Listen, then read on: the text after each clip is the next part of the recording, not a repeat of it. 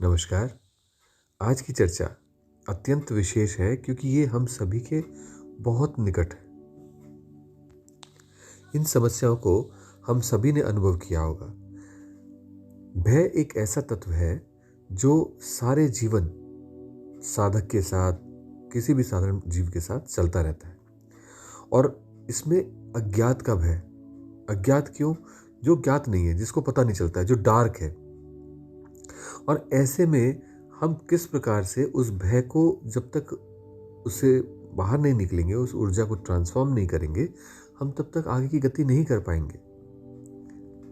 क्योंकि आत्मविश्वास भी तभी बढ़ता है जब भय अपने आप में मात्रा में कम हो, जब भय की ऊर्जा ट्रांसफॉर्म हो। तो आज हम चर्चा करेंगे एक ऐसी देवी के विषय में, एक ऐसी साधना के विषय में, एक ऐसे प्रयोग के विषय में जिसके माध्यम से हमें एक प्रोटेक्टिव शील्ड मिले, जिसके माध्यम से भय आदि जितने भी विकार हैं, काम, क्रोध, लोभ, मोह, इनको ट्रांसफॉर्म किया जा सके। और करें किसमें? कला के भाग में। तो वास्तव में एक ऐसा प्रयोग जिसके माध्यम से हमारा अंतःकरण शुद्धि हो सके, जिसके माध्यम से हमारा सूक्ष्म शरीर एक्टिवेट हो सके और हम गतिशीलता पा सके। इसके एक ऐसा कुछ जिसके माध्यम से हम अपने जीवन के लक्ष्य को, पर्पस को समझ सकें। ऐसी साधना जिसके माध्यम से हम पूरे शरीर को पूर्ण शुद्ध करते हुए निर्बाध गति से आगे ले जा सकें। तो ऐसा जीवन जो आत्मविश्वास से भरा हो, अंतःकरण शुद्धि हो जिसके अंदर, जो प्लैनेट्स आदि के प्रभाव से सुरक्षित हो, क्योंकि देवी का सुरक्षा कवच हमें प्राप्त हो, और हम साधना पर बहुत गहरे स्तर पर उतर सकें, क्योंकि वो जो अंधकार को डिस्पेल करेंगी, उसमें हमें अपने जीवन के लक्ष्य स्पष्ट दिखाई दे, उसमें हम अपने जीवन के उन्नति को उत्तरोत्तर कर सकें, क्योंकि हमारा सूक्ष्म शरीर जागृत हो सके, हम सूक्ष्म व्यवस्थाओं में गतिशील हो सकें। तो ऐसी साधना सब करने के लिए नवरात्रि का ये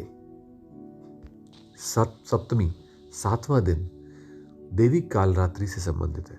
और देवी कालरात्रि वो सब कुछ जो हमने चर्चा करी, वही नहीं, उसके अतिरिक्त भी बहुत कुछ कर देती हैं। तो इसलिए देवी कालरात्रि को समझना, उनके ज्ञान रहस्य को हमें एक प्रकार से अपने आप में क्षमता देगा। तो वास्तव में महिषासुर के मर्दन के साथ ही अगर आप देखें तो देवी ने और बहुत सारे असुरों का मर्दन किया, जैसे चंडमुंड, धूम्रलोचन, रक्त बीज, शुंभ निशुंभ और बहुत सारे। और देवी कालिका के रूप में उन्होंने इन राक्षसों का वध किया। और इसी कारण से उन्हें कभी चंडी बोलते हैं, कभी चामुंडा बोलते हैं, कभी काली बोलते हैं, विभिन्न नामों से पुकारा गया। वही देवी है कालरात्रि। अब आप इसको बहुत सुंदर सा तरीके से देखें कि क्या देवी कालरात्रि किसी देव की परछाया तो नहीं, क्योंकि वो बिल्कुल परछाई जैसे, शैडो जैसी हैं। वो अस्तित्व और अनस्तित्व के बीच में खड़ी हुई एक रेखा है। वो अंधकार में एक प्रकार की ज्योति है। जब हमारे शरीर के अंदर, हमारे चित्त के अंदर ये असुर जागृत हो जाते हैं, साधना करते करते जो बहुत सारी मलिनता बची हुई होती है, साधना से सफाई नहीं हो पा रही होती, वो अपने आप में असुर का रूप धारण कर लेती है। तो देवी कालरात्रि क्या करती हैं? आकर के उन सबको समाप्त करती हैं। समाप्त कैसे करती हैं? बिल्कुल ट्रांसफॉर्म कर देती हैं। कैसे ट्रांसफॉर्म करती हैं?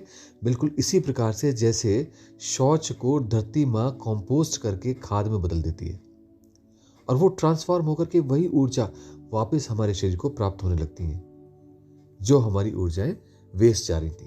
तो अगर आप देखें तो ट्रांसफॉर्मेशन क्या है?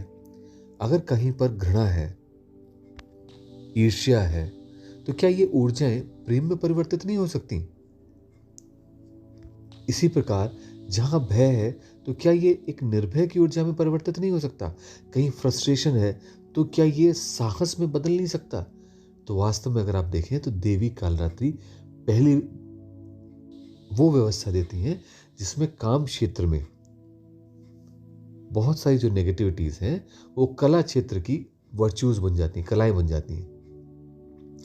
घृणा प्रेम में परिवर्तित हो जाती है, ये हम कहना चाहते हैं। तो इस प्रकार से देवी कालरात्रि हमारे अंदर ट्रांसफॉर्मेशन लाती हैं, नेगेटिव एनर्जीज को पॉजिटिव में कन्वर्ट कर देती हैं, उनको हमारे लिए ऊर्जाओं को उपलब्ध करा देती हैं जिससे हम जीवन में आगे गति कर सकें।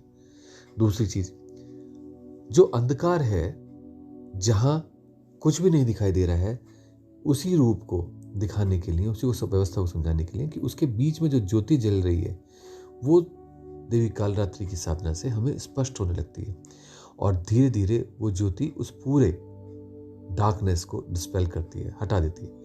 अब इस प्रकार से अगर आप गौर से देखें तो जब बहुत ज़्यादा प्रकाश कहीं पर फैल जाता है तो हमारी पुतलियाँ सिकुड़ जाती हैं और हमें दिखाई नहीं देता, और वही प्रकाश जब मध्यम होता है तो हमारी आंखें सब कुछ देख पा रही होती हैं।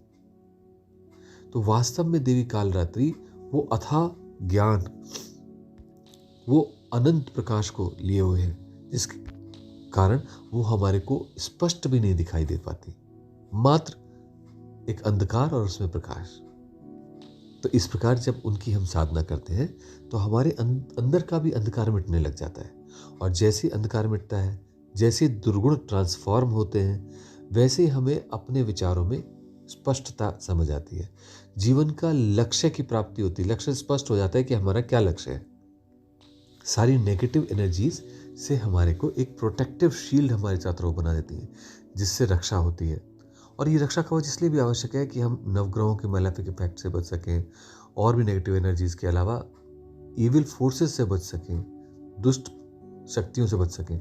और इन सब से बचाव क्यों चाहिए? क्योंकि अब हमें साधना में रॉकेट बन जाना है और अधिक गतिशीलता पानी है ताकि हम अपने जीवन को संपूर्ण कर सकें।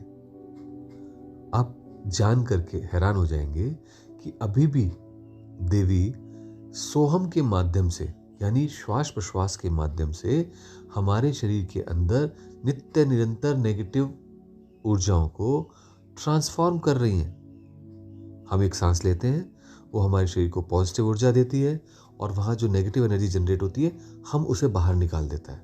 ग्रे और ब्लैक कलर की हम भावना करते हैं कि वो ऊर्जाएं बाहर जा रही हैं। तो देवी कालरात्रि वास्तव में उसी का ही एक मैग्निफाइड फॉर्म है, वो उसका आधार है, वो सार है, तत्व है उसका, जिसके माध्यम से सारी क्रिया हो रही है। तो इसलिए देवी कालरात्रि तो सर्वत्र है, और ऐसे में हमें उनसे भय नहीं होना चाहिए बल्कि उनको आत्मसात करना चाहिए। जब भी हम अपने जीवन में जो कुछ भी हो रहा है पूरी तरह से एक्सेप्ट कर लेते हैं, सर्व स्वीकार कर लेते हैं, समझिए देवी कालरात्रि आपके जीवन में उतरने लगी और कृपा करने लगी।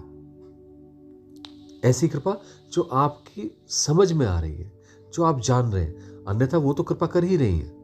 तो आप ऐसे में इतने दिव्य प्रभावों को प्राप्त करने के लिए किस प्रकार से हम देवी कालरात्रि की साधना करें? तो पहले 2 बिंदु समझ लेने आवश्यक है। पहला कि देवी कालरात्रि की साधना सहस्त्रार चक्र में भी होती है और अन्य बिंदुओं पर भी होती है। तो हम यहाँ पर आज अपनी साधना के लिए जो हमारा अंधकार में क्षेत्र है, भ्रू, जिसको अगर आप आंखों को आगे देखें, भ्रूमध्य पे, भ्रूमध्य मतलब दोनों भौहों के बीच में उंगली रख लीजिए और उसको अंदर से देखिए, तो आप देखेंगे एक अंधकार है, सब कुछ डार्क डार्क है, कुछ नहीं दिखाई देता, कुछ कहीं कहीं लाइट चमकती है तो चमकती है, अदरवाइज अंधकार ही अंधकार है। इस क्षेत्र को हम चुनेंगे।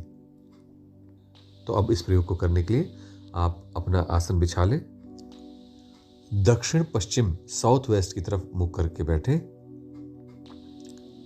रीढ़ सीधी हो, 3 से 4 श्वास बहुत नॉर्मल शांति से आने दें। जब श्वास शांत हो जाए तो सो के माध्यम से सांस लें, हम के माध्यम से सांस छोड़ें।